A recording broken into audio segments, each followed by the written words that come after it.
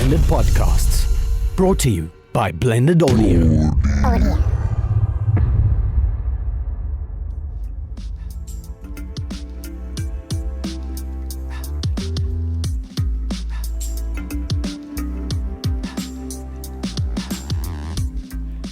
Hello and welcome to Centre Stage, the South African Film and Theatre Podcast. I'm one of your hosts, Alistair King-Daniels, and with me as always... I'm Peter Bates, and we're joined today by the wonderfully talented... Merlize Du Toit. Hello, Merlize. Is it Merlize or Merlize? It's Merlize. Merlize. Okay, I want to get it right. Yes. So, you told me how to say your name. Now tell me about yourself. Well, I am a wonderful 47-year-old glamorous lady Fabulous. that loves working in the industry. Mm-hmm. Only came into the industry at 47. At 40, sorry. And only been in it for 7 years.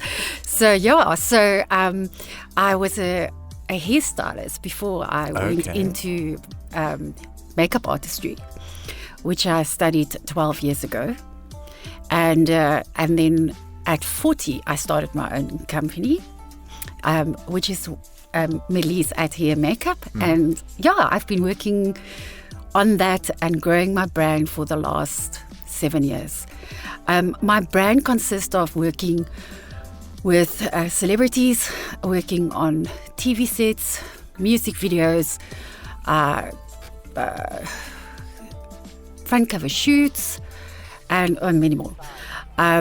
But except for that, I'm also a mom to a special needs son who's autistic. And working through his struggles, I realized that there is so much parents out there that need support and that needs a voice.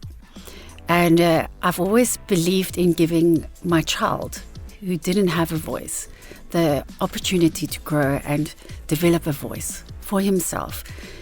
He's got a way of expressing himself that is so special. And I've learned so much through him how to communicate with others. Because if you don't have a voice, you find ways to connect. Yeah, you find... Yes. Yes, and I find that is in our industry as well. You know, we're often the people that have to portray things and bring across emotions. And that's what I love doing with makeup. I love creating that character that will portray that emotion. Because I think when everything comes together, the actor, the artist, the director, the whole crew, it creates magic. And being part of that team, that sparks my spirit. That's something that we've talked about before, is this idea that when you're on even if it's like a theatre show or like a film shoot or something, it's always a teamwork effort. Like it's never this person's only doing their job, and it's like, you know, you get compartments, like you do your job, but it's the amalgamation of everything together that makes it all work, which is what I love about the industry, personally. Yes, me too. I think in our industry, there's magic that comes together when creatives come together. And that's what I enjoy. I enjoy learning from directors and learning from actors, you know, what they need for me to bring to the table so that, you know, they can be the best at what they're doing. And also working with international models and celebrities, which is, you know, they're always in the limelight. You realize that they have to portray a certain image. Yeah. And that's important that they stay true to that. And myself as an artist, creating these images for them, understanding who they are as a person, so I can bring my art and enhance that, what they are. I suppose it's like a nice dance where you wanna do like your art form, but they also have their requirements and stuff, and then like it's like the amalgamation of the two, fitting those two things together. It really is. It's finding that step, you know, stepping together and moving together, that creates the magic. Yeah. I always see that when there's a moment on set when you know that it's come together. Yes. The outfit, the makeup, the hair, what we want to create. Yeah, visually. taking a step back, you said that you studied 12 years ago? I studied 12 years ago. So- Makeup artistry, yes. Makeup art. Where did you study? What did that entail?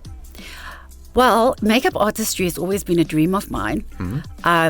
But growing up, we didn't have the finances for me to go and study. So I had an apprenticeship to study hairdressing, and which was paid for by the gentleman that I worked for.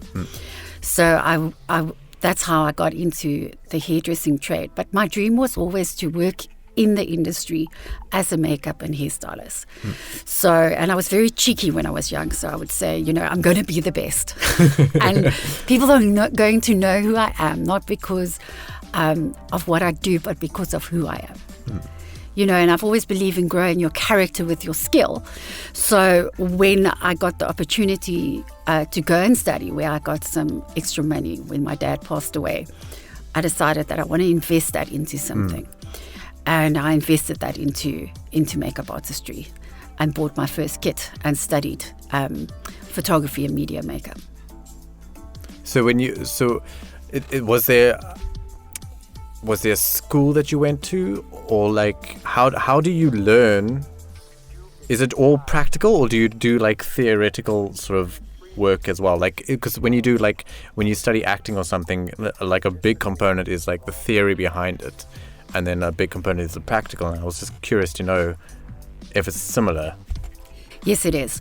There is the practical side about it, how to apply makeup, but then there's also the theory of the history and how history influenced makeup, which is very interesting.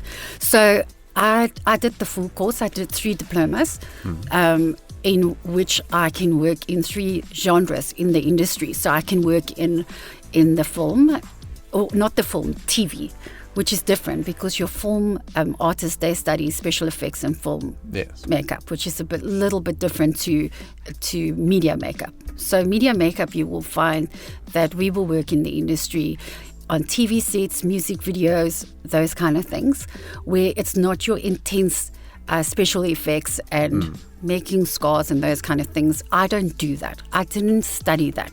So that would be a different course and a different genre in the makeup artistry. So in my genres, I work in photography, which is for magazines. I do editorials. I work with the celebrities on their shoots for magazines, front covers, those kind of things. Also, I've got some work on CD covers, and I've got international work as well. So so we studied with photographers. So photographers will come in, explain light to us, and then you will learn where light hits, and that's where you will apply your makeup in that way. So so we work much closer with a team. So when you come on, and we were taught how sets work, and when you get on sets, what is a director, what is a producer. So we really get to the knowledge before we go into the industry of what to expect. Do you think that someone who maybe self-teaches them how to like apply makeup and do nice looks and things like that, do you think they would have a easier time or the same, like, I don't know what the word is, like, could they also do what you do basically if they self-taught, or do you think there's something that you need to learn from, like what you were saying about the theory and like what it is like on set? Yes, I have found the artist that is self-taught, and that's amazing because it shows an amazing skill and an amazing talent. But often they don't have the knowledge of how light works. So their makeup does not come across on film as it would to the eye. And that's the art. Yeah. Is understanding how light works. So when you're on stage, or when you're on film, or when a photo is being taken, because each set is different, because each lighting is different. So you have to understand light to be able to understand how to do makeup for a TV, which is so much different light to your big sets, film sets, and those kind of things. Yeah. A lot of people sort of they think, oh, especially if you're a woman and like you do makeup, they think, oh, it's so easy just to do makeup. You can like learn it yourself, and then you can just do it. You can go on set, but like you do need to like it's difficult. I can imagine. I haven't done it before, but like. Yeah, so there's a big difference between makeup for cosmetic purposes and makeup for media purposes. That's right. Okay, so it's about making a person look natural on camera, or what is your main goal? You want to. Your main goal is when you put on a lot of white light, shadows disappear. So suddenly everything looks flat, really flat.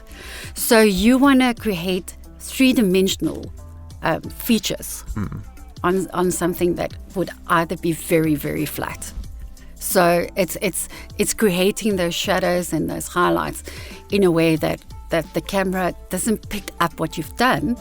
But you just look good on film. And I suppose you need to have that knowledge of like how light works and stuff.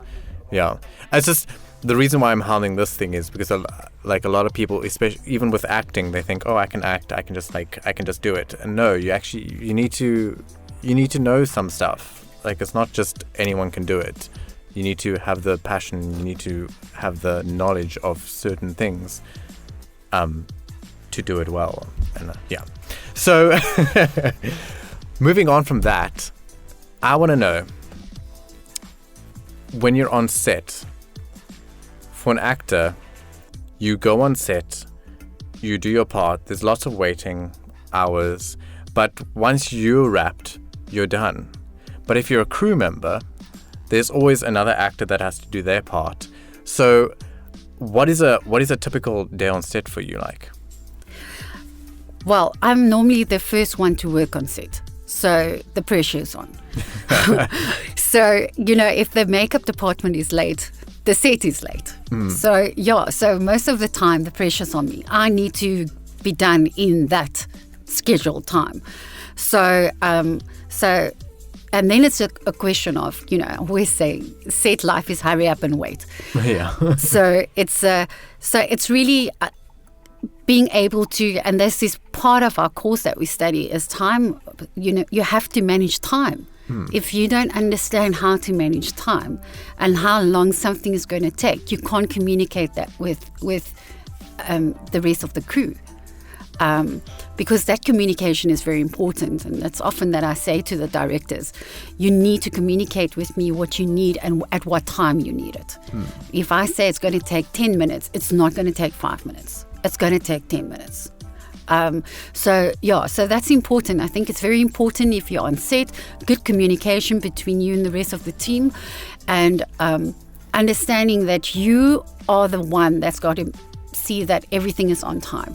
Because, the rest of the crew can run late. But if you're running late in the beginning of the day already, you're going to make the whole crew run late throughout the day. So the pressure's on. But I like that pressure. I enjoy the hype that comes with that, and the excitement. And just understanding where you fit into the crew, into a team. And I think you have to be a team player. You have to be able to connect with everyone and, really make sure that you understand what's needed when you're on set. When you do like still shoots as opposed to like video shoots, is there a difference? Yes. The difference is it's much more static, and it's more relaxed because you can talk, you can have fun. Where on your video shoots, often you have to be quiet. It's silent. Oh yes, rolling. Yes, and you're not on set. You have your space where you're working, so it can become quite lonely. So so you have your space, and they're going out and filming and come back. Where when you're on a still set, where you're taking photos, it's lively. It's joking around and playing music, and it's fun. So it's very different, and it's much shorter. It's normally just a short set. With the editorial, you might shoot for a half day. but it's fun. You're interacting the whole time. It's a small team, so it's a lot more intimate. And what's important with those kind of shoots that you briefed before you go on set. And I spend up to 2 to 3 hours preparing myself for a set, that I understand what's trending, what's happening. Because you need to know when you go on, because then they're on a time thing. Like, as you were saying earlier, you need to know, okay, this is what I'm going to do, this is how I'm going to do it, because otherwise, like you said, the more time you take, the more everything gets bumped up. Yeah. Yes, exactly. So to me, I find that quite disrespectful if you kind of just think, well, I'm just going to take my time and you must just make it up, So to me, it's like, no, I've got to be on set at 6. I start at 20 past 6. I always say to the producer, what time do you want to start shooting? Because that kind of, then I can start planning my time. If you've got 5 characters to get on set, you've got to get through those 5 characters at that specific time. You talked a little bit earlier about you started a company. Yes. So. Well, it's actually more. Sorry, it's more of a brand. Yeah, like a brand. Yeah. Yeah. But I want to know how you go about starting that. How do you do it? How do you find work? How do you do all this?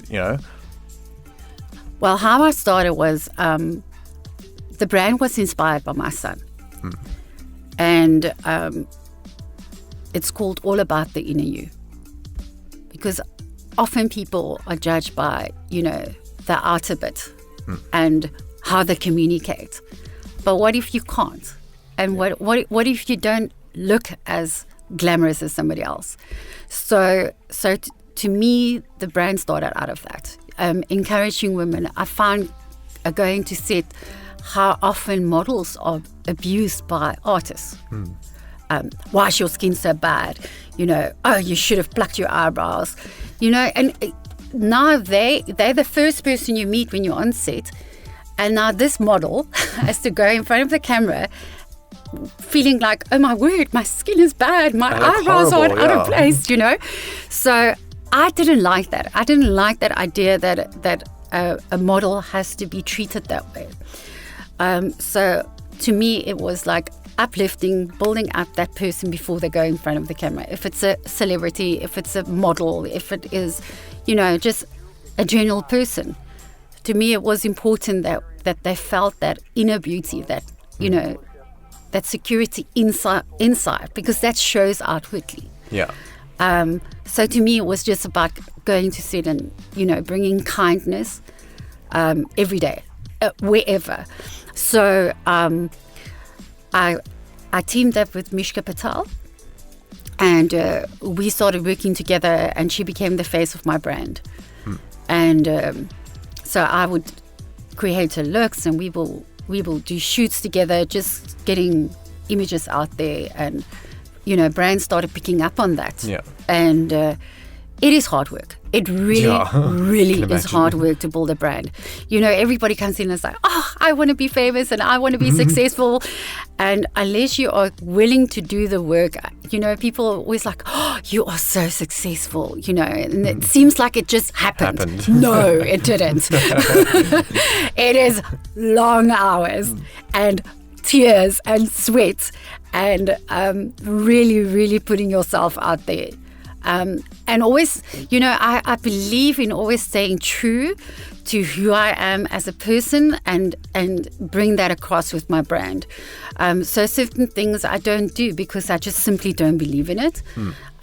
So certain jobs I don't take because I just don't believe. Yeah, it doesn't sit well with me, or I would do a job and I won't take the payment because it didn't sit right with me. So there's certain things that I do just because of who I am as a person. That's good. You were talking about morals earlier. Is there a big difference between working with a model and working with an actor? Yes. Your actors are a lot more outgoing and giving. Your models are more more turn inwardly. And it takes longer for them to come out and come and, just chat. And so it takes longer for them to relax on a set.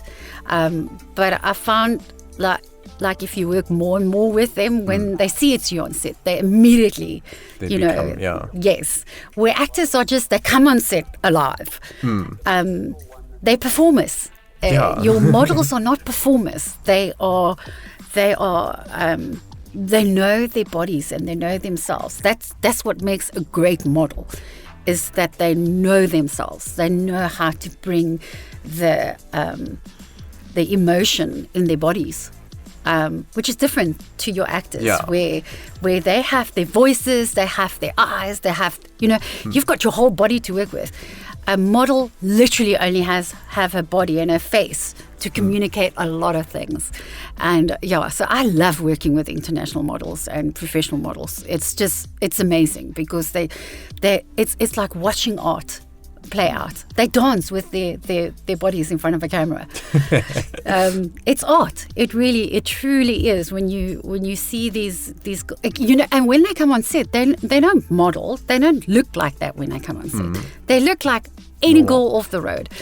And then, as soon as they're in hair, makeup, and go in front of that camera, there's like a switch that goes off, and I go, there's the model. So that's not how they are everyday life. Where I find actors, you meet them on the street, they're very similar to the person that you would meet on set. Where I find the models are they're different that way. But I find that a lot of models are moving into the industry, into the TV and also ads and those kind of things. So I'm seeing a lot of that overflowing, which I think is great. Yeah.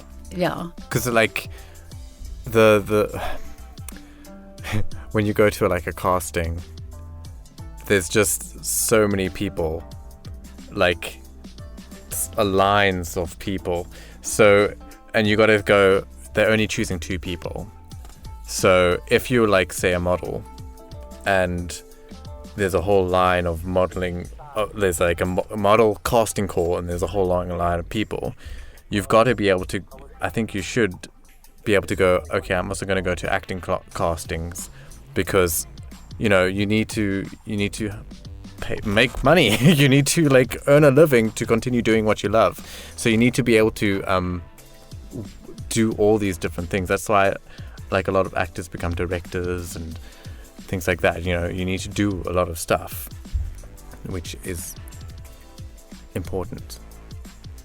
And because then it also helps you when you're on set, you can think like an actor, or you can think like a director. Or if you're a model and you maybe now in a set where there's an act where you have to act, you have to sort of remember, okay, I'm now not modeling, I'm now acting, but I've had experience now acting. I know how to, like, it's different.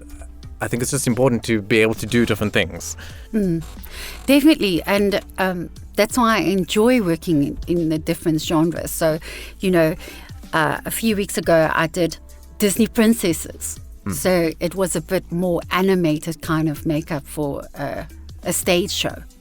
So, and then from there you go and you do a photo shoot, and from there you go and, so in one day you can do so many different experience, so many different worlds. I love backstage. I'm a backstage person. I love connecting with the artists and, getting to know them as a person. So when you listen to their music, you're kind of like, I know that person, and I can hear where that's coming from, because stories and so that's amazing.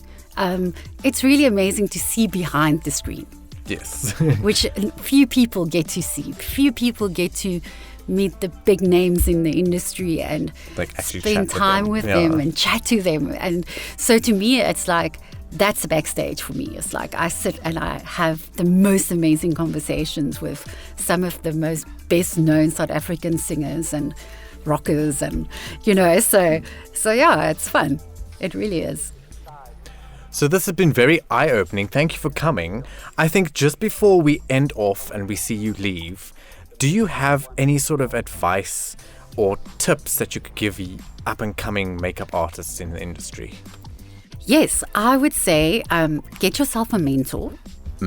Go and do a good course that you've got a good foundation, and give yourself at least 5 years to grow into the industry. A 5-year plan. A 5-year plan. I think a lot of the young people put a lot of pressure on themselves. They think, I should be there already, but it really takes time. You have to practice your skill. Once you leave the college and you've studied what you've studied, you now have to go and practice what you've learned. And that takes time. And find your thing, what is your language in the art? What do you want to put out there?